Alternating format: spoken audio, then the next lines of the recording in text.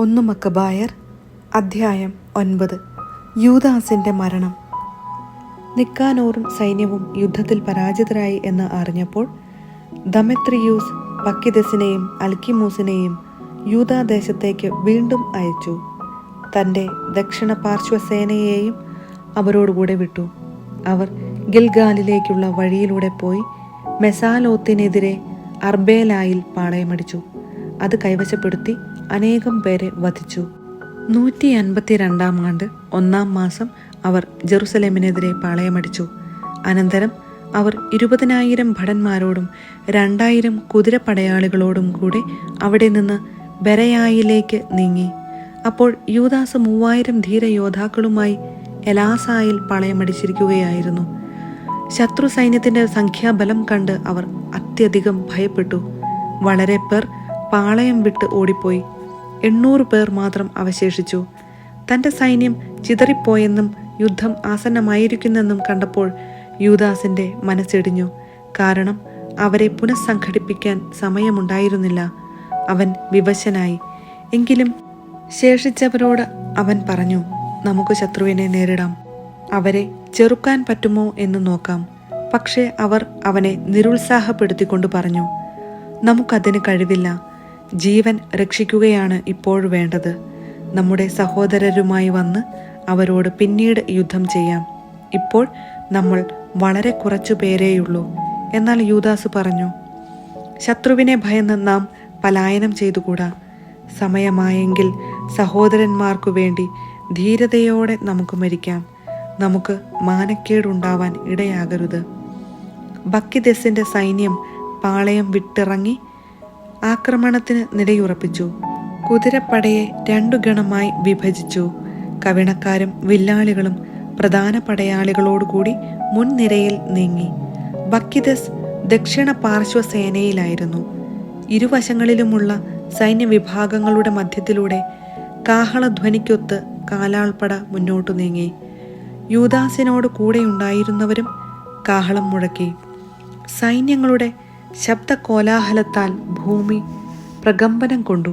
പ്രഭാതം മുതൽ പ്രദോഷം വരെ യുദ്ധം നടന്നു. ബക്കിദസും അവന്റെ ശക്തമായ സൈന്യവും വലത്തുവശത്താണെന്ന് യൂദാസ് മനസ്സിലാക്കി. ധൈര്യശാലികളായ എല്ലാ പടയാളികളും യൂദാസിനോട് ചേർന്ന് ശത്രുവിന്റെ ദക്ഷിണ പാർശ്വസേനയെ തോൽപ്പിച്ച് അസോത്തൂസ് മലവരെ ഓടിച്ചു.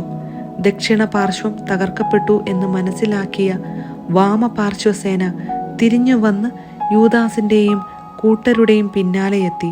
യുദ്ധം ഭീകരമായി. ഇരുഭാഗങ്ങളിലും അനേകം പേർ മുറിവേറ്റ് വീണു. യൂദാസും നിലം പതിച്ചു. ശേഷിച്ചവർ പലായനം ചെയ്തു. ജോനാഥാനും ശിമയോനും തങ്ങളുടെ സഹോദരൻ യൂദാസിനെ എടുത്തുകൊണ്ടുപോയി തങ്ങളുടെ പിതാക്കന്മാരുടെ മൊദയിനിലുള്ള കല്ലറയിൽ സംസ്കരിച്ചു. അവനെ ഓർത്ത് അവർ കരഞ്ഞു. ഇസ്രായേൽ ഒന്നടങ്കം ദുഃഖമാചരിച്ചു. വളരെ നാളുകൾ അവർ ഇങ്ങനെ വിലപിച്ചു കൊണ്ടിരുന്നു. ഇസ്രായേലിന്റെ രക്ഷകനായ ശക്തൻ പതിച്ചതെങ്ങനെ? യൂദാസിന്റെ മറ്റു ചെയ്തികളും അവൻ നടത്തിയ യുദ്ധങ്ങളും ധീരപ്രവൃത്തികളും അവന്റെ മഹത്വവും ഇവിടെ രേഖപ്പെടുത്തിയിട്ടില്ല. അവ അത്രയ്ക്ക് അധികമാണ്. ജോനാഥാൻ നേതാവ്. യൂദാസിന്റെ മരണത്തിനു ശേഷം അധർമ്മികൾ ഇസ്രായേലിലെങ്ങും തലപൊക്കി. അനീതി പ്രവർത്തിച്ചിരുന്നവരെല്ലാം പുറത്തു വന്നു. അക്കാലത്ത് വലിയൊരു ക്ഷാമമുണ്ടായി. അപ്പോൾ അവരോടൊപ്പം രാജ്യവും ശത്രുപക്ഷത്ത് ചേർന്നു. ബക്കിദസ് അധർമ്മികളെ തിരഞ്ഞെടുത്ത് രാജ്യത്തിന്റെ ഭരണ ചുമതല ഏൽപ്പിച്ചു. യൂദാസിന്റെ സ്നേഹിതരെ തിരഞ്ഞു പിടിച്ച് അവർ ബക്കിദസിന്റെ അടുത്തു കൊണ്ടുവന്നു. അവൻ അവരോട് പ്രതികാരം ചെയ്യുകയും അവരെ അധിക്ഷേപിക്കുകയും ചെയ്തു. ഇപ്രകാരം ഇസ്രായേലിന് വലിയ കഷ്ടതകളുണ്ടായി. പ്രവാചകന്മാരുടെ കാലത്തിനു ശേഷം ഇന്നോളം ഇതുപോലൊരു ദുരന്തം അവർക്ക് നേരിടേണ്ടി വന്നിട്ടില്ല. യൂദാസിന്റെ സ്നേഹിതന്മാർ ഒന്നിച്ചുകൂടി ജോനാഥാന്റെ അടുക്കൽ വന്ന് പറഞ്ഞു, നിന്റെ സഹോദരൻ യൂദാസിന്റെ മരണത്തിനു ശേഷം നമ്മുടെ ശത്രുക്കൾക്കും ബക്കിദസിനും എതിരെ പോരാടാനും നമ്മെ വെറുക്കുന്ന നമ്മുടെ ജനത്തിൽപ്പെട്ടവരെ വേണ്ടവിധം നേരിടാനും അവനെപ്പോലെ ആരും നമുക്കില്ല. അതിനാൽ ഞങ്ങൾക്കു വേണ്ടി പൊരുതാൻ അവനു പകരം ഞങ്ങളുടെ ഭരണകർത്താവും നേതാവുമായി ഞങ്ങൾ ഇന്ന് നിന്നെ തിരഞ്ഞെടുത്തിരിക്കുന്നു. ജോനാഥാൻ നേതൃത്വം സ്വീകരിക്കുകയും സ്വസഹോദരൻ യൂദാസിന്റെ സ്ഥാനം ഏറ്റെടുക്കുകയും ചെയ്തു. തെക്കോവ മരുഭൂമിയിൽ. ഇതിനെക്കുറിച്ചു കേട്ട ബക്കിദസ് അവനെ വധിക്കാൻ പരിശ്രമം തുടങ്ങി.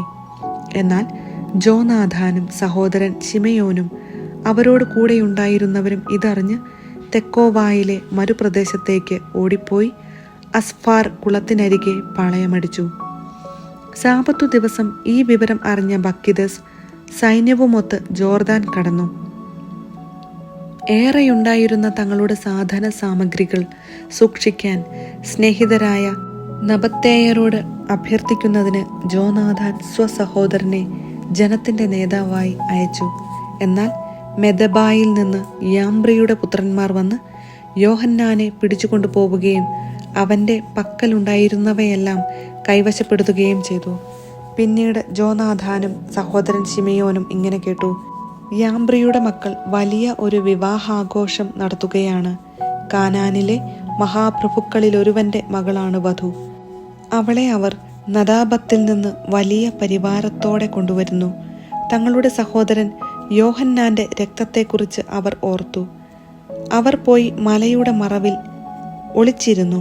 അവർ തല ഉയർത്തി നോക്കിയപ്പോൾ ധാരാളം സാധന സാമഗ്രികൾ വഹിച്ചുകൊണ്ട് ശബ്ദകോലാഹലത്തോടെ നീങ്ങുന്ന ഒരു ഘോഷയാത്ര കണ്ടു.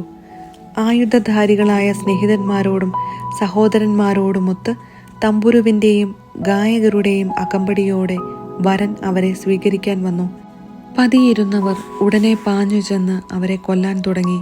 വളരെ പേർ മുറിവേറ്റ് വീണു. ശേഷിച്ചവർ മലയിലേക്ക് ഓടി രക്ഷപ്പെട്ടു.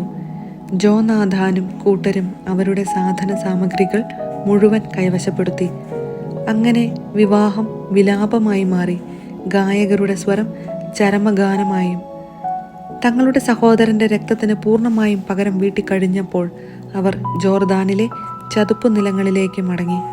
ബക്കിദസ് ഇത് കേട്ട് വലിയൊരു സേനയുമായി സാബത്തു ദിവസം ജോർദാൻ കരയിലെത്തി.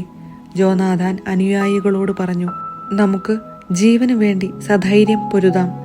കാര്യങ്ങളിപ്പോൾ മുൻപത്തെ പോലെയല്ല. ഇതാ ശത്രു നമ്മെ വളഞ്ഞിരിക്കുന്നു. ഒരു വശത്ത് ജോർദാൻ നദി, മറുവശത്ത് ചതുപ്പു നിലവും കുറ്റിക്കാടുകളും. എങ്ങോട്ടും തിരിയുക സാധ്യമല്ല. ശത്രുകരങ്ങളിൽ നിന്ന് രക്ഷിക്കണമേ എന്ന് ദൈവത്തോട് നമുക്ക് കേണപേക്ഷിക്കാം. യുദ്ധം തുടങ്ങി. ജോനാഥാൻ ബക്കിദസിനെ പ്രഹരിക്കാൻ കരമുയർത്തി.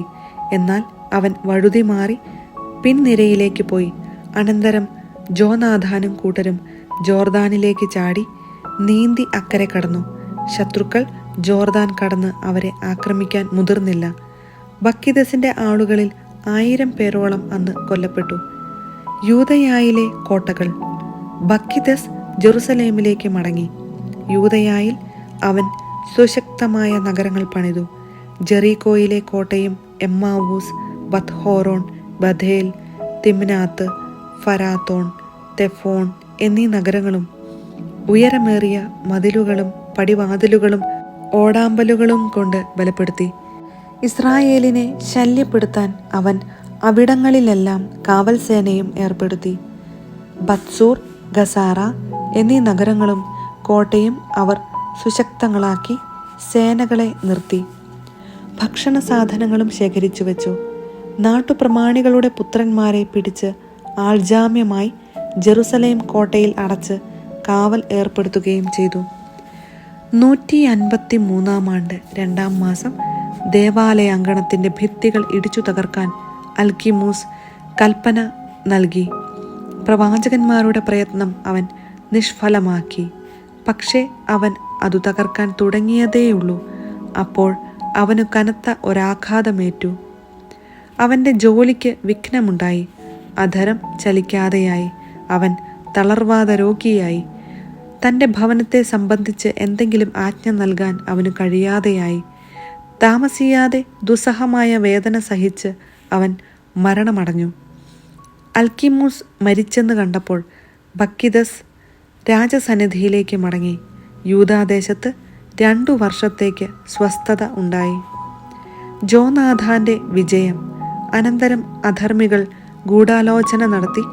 അവർ പറഞ്ഞു: ജോനാഥാനും കൂട്ടരും ആത്മവിശ്വാസത്തോടെ സമാധാനത്തിൽ കഴിയുന്നു. അതിനാൽ നമുക്ക് ബക്കിദസിനെ തിരിച്ചു കൊണ്ടുവരാം. ഒറ്റ രാത്രി കൊണ്ട് അവൻ അവരെ എല്ലാവരെയും ബന്ധനസ്ഥരാക്കും. അവർ പോയി അവനുമായി കൂടിയാലോചിച്ചു. വലിയ ഒരു സൈന്യവുമായി പുറപ്പെടാൻ അവൻ ഒരുമ്പെട്ടു. ജോനാഥാനെയും അവൻ്റെ ആളുകളെയും പിടിക്കാൻ ആവശ്യപ്പെട്ടുകൊണ്ട് യൂദയായിലെ തൻ്റെ സഖ്യകക്ഷികൾക്കെല്ലാം അവൻ രഹസ്യ കത്തുകൾ അയച്ചു. പക്ഷേ അവർക്കതു കഴിഞ്ഞില്ല. കാരണം അവരുടെ ഉപജാപങ്ങൾ പുറത്തായി കഴിഞ്ഞിരുന്നു. ജോനാഥാന്റെ ആളുകൾ ഈ ഗൂഢാലോചനയ്ക്ക് നേതൃത്വം നൽകിയ സ്ഥലവാസികളിൽ 50ഓളം പേരെ വധിച്ചു. പിന്നീട് ജോനാഥാനും അനുയായികളും ശിമയോനോടുകൂടി മരുഭൂമിയിലുള്ള ബത്ബാസിയിലേക്ക് പിൻവാങ്ങി.